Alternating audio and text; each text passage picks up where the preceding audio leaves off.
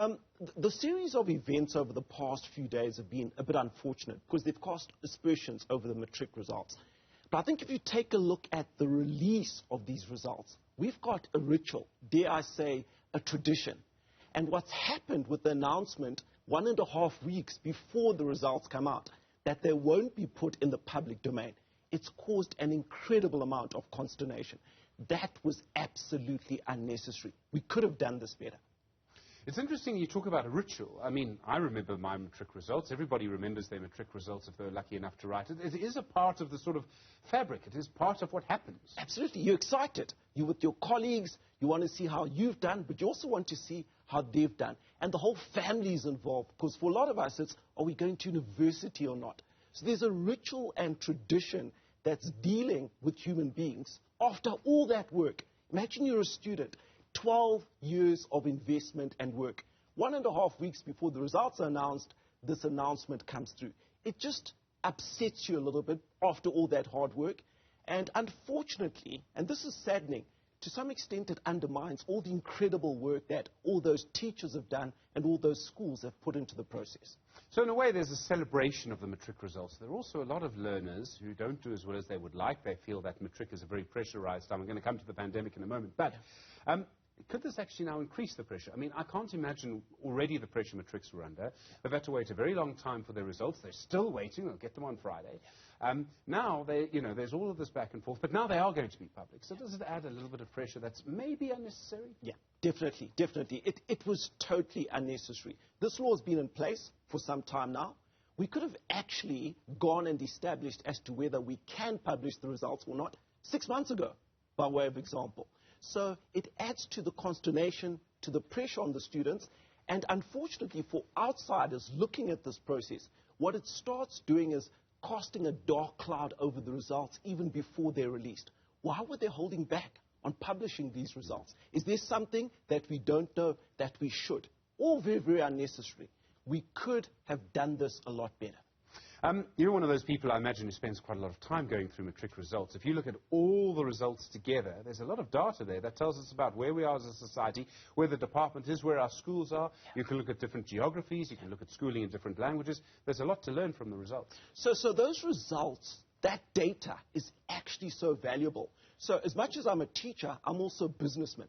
But we take these results and we gain fantastic insights from them. Which provinces are doing better? Which students at which schools have done particularly well or particularly badly? As a result of that, what can we learn and how can we use these insights, this granular data, to actually improve the performance of these schools? So it's not just a commodity for the students and the parents to allow them to get jobs or go to university. It's a public good because it allows both the private sector and the public sector to make interventions based on that data.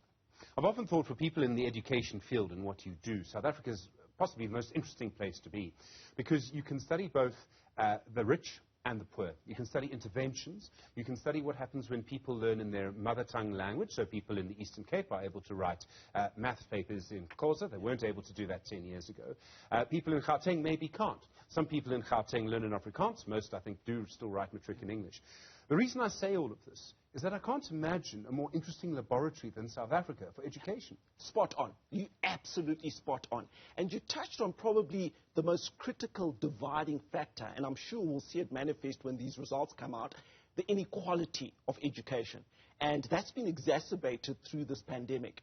So you find with perhaps the top 10, maybe even 15% of schools on the outside, which have managed to pivot, which have been able to use technology to really serve their students, you're going to find those achieve superior results. But the overwhelming majority of the schools with scarce resources who weren't able to do that, they haven't been able to get the same results that those more fortunate schools could. So that inequality will come out of those results and other granular details, as you said, in terms of language, geography, etc., and so forth. It's a fantastic experiment, for lack of a better term, by which we can extract insights and actually share them with the rest of the world. COVID-19 was with last year's matrics for 1 year. the year before's matrics for 1 year. It's 2021 matrics for 2 years because it was their, I keep saying standard 9, but their grade 11 year. Shows you how old I am. So it was their grade 11 year and their matric year. Is that going to impact their final results, do you think? It will, undoubtedly. The amount of time, the amount of contact sessions we've lost between students and teachers, which is absolutely critical. Technology is fantastic. I run an education technology business.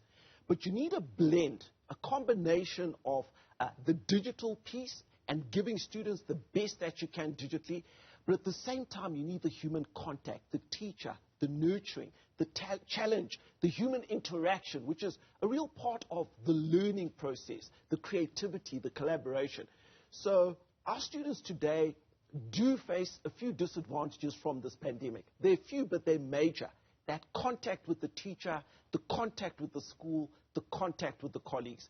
Hopefully we'll be able to catch up on that, but there's an incredible amount of work to be done. You talk about how much money we spend, what we look at education. We spend a huge amount of our GDP. I think it's the highest, or one of the highest in the world. I realize our education department also has to feed learners and transport learners. But are we getting a good return on investment? I'm afraid it doesn't feel like we are. Yeah. So I'm going to be very, very provocative here.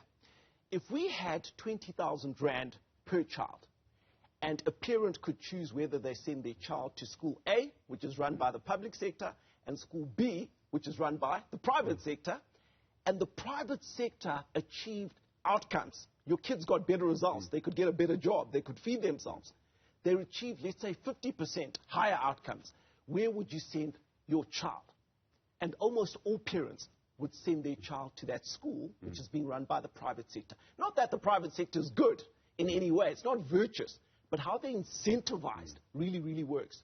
And what you find in South Africa is we're still in this ideological quagmire where we're not including all resources. Resources from the public sector and from the private sector. We've got to get beyond that ideology to get the most money for our kids. Well,